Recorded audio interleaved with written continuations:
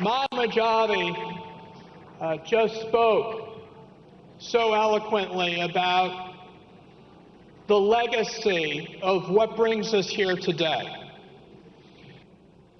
She talked about what brings us to Geneva, the legacy of human rights, the legacy of protecting refugees.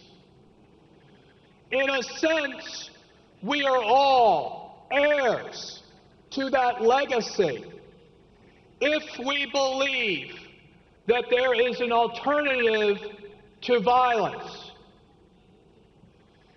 Today in the world, the international community thinks that the only final option to the intransigence of the Iranian mullahs to suspend their nuclear ambitions is a military option. Today, in Geneva, we commit ourselves to a different option.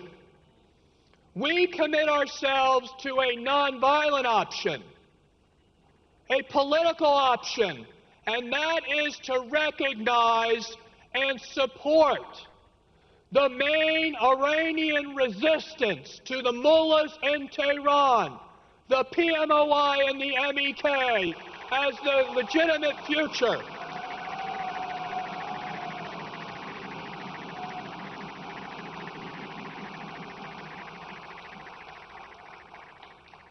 There are 7 new martyrs on the wall, added to the numbers that have been killed and injured before, whether it was July of 2009 or April of 2011. As Madam Rajavi said, these new 7 martyrs join in the legacy of those who laid down their lives to bring about a free Iran. Today, we have to commit ourselves to making sure that they did not lose their lives in vain. Today, we must commit ourselves to making sure that no more lives are lost in Camp Liberty or Camp Ashraf.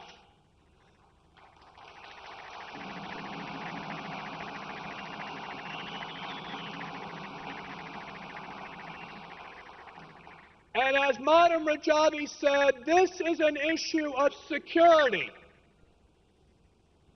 But let us understand how we got here. Because it wasn't something that this organization and many of us did not warn would happen. If we had paid attention to the lies of those who said initially that Liberty was a humanitarian camp, well, we know today that that was a lie, because we saw conflicting memos from those in the UN saying that the conditions in Liberty were deplorable and unfit for humanitarian concerns. But Martin Kobler said that Liberty was okay for resettlement. Martin Kobler lied about the humanitarian conditions in Liberty. Next, we saw the promise of resettlement, rapid resettlement for the asylum seekers who were to move to Liberty in order to be resettled. Again, we saw Martin Kobler lie about the rapid resettlement of those in Camp Liberty. And finally, we heard that Camp Liberty was safe and secure when all of your family members told us and showed us where this was not true. But Martin Kobler said that it was true and that they would be safe. Martin Kobler lied again about the safety of Camp Liberty. So,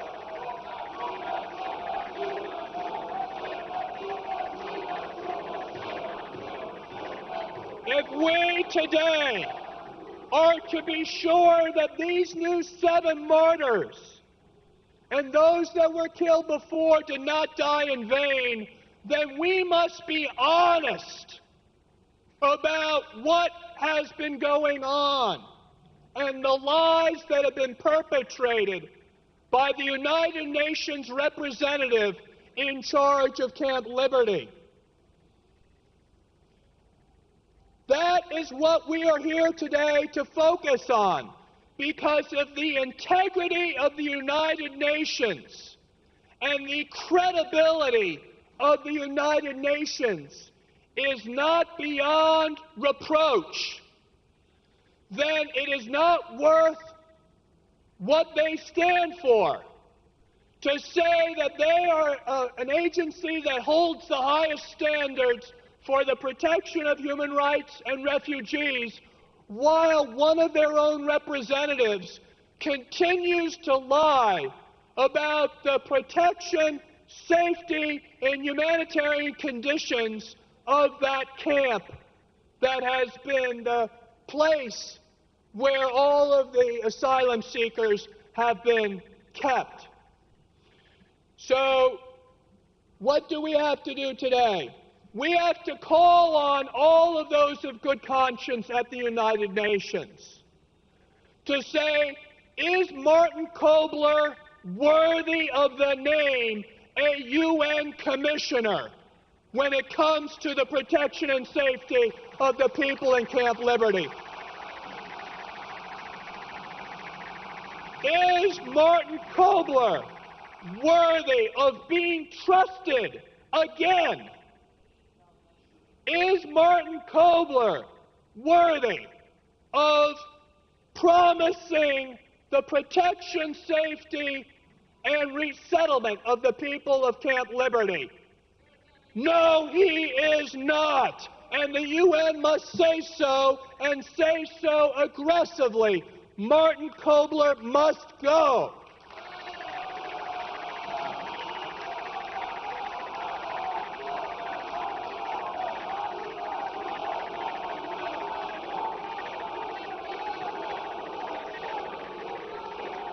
So as Maya Rajani said so powerfully, we can give speeches today, but tonight the people of Camp Liberty are worrying about their lives. We need answers. We need action. We don't need more words. We need results. The UN in Geneva must rapidly change this situation if they want their integrity intact.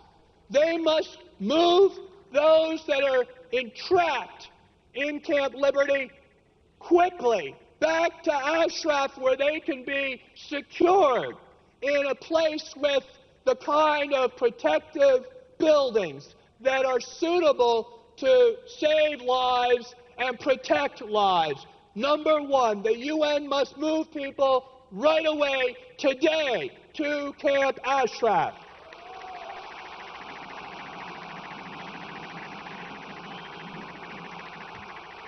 And the United Nations and the United States must be clear that any inaction from here on out can unmistakably be seen as complicity with any future lives lost, because we warned the United States State Department, we warned the United Nations that these attacks were inevitable, and they happened not once, not twice, but 3 times. There were attacks on the people who were defenseless, unarmed, protected people, according to the 4th Geneva Convention.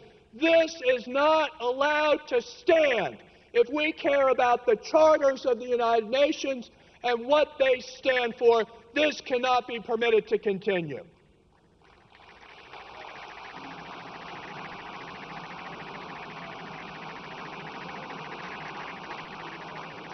And finally, we need to have an accountability to those that have called for an investigation. I saw that Martin Kobler called on Iraq and Maliki to investigate. We know that Iraq, as the puppet to the Tehran regime, was complicit in these attacks. Let's make sure that the United Nations and the United States are not complicit anymore in the denial of human rights, in the murder of innocent refugees, and in the continued subjugation of all Iranians who live under a tyrannical, fascist, fundamentalist regime that is calling for an end to the civilized world with its construction of a nuclear weapon. Isn't it time that we put a stop to all of this? Thank you very much.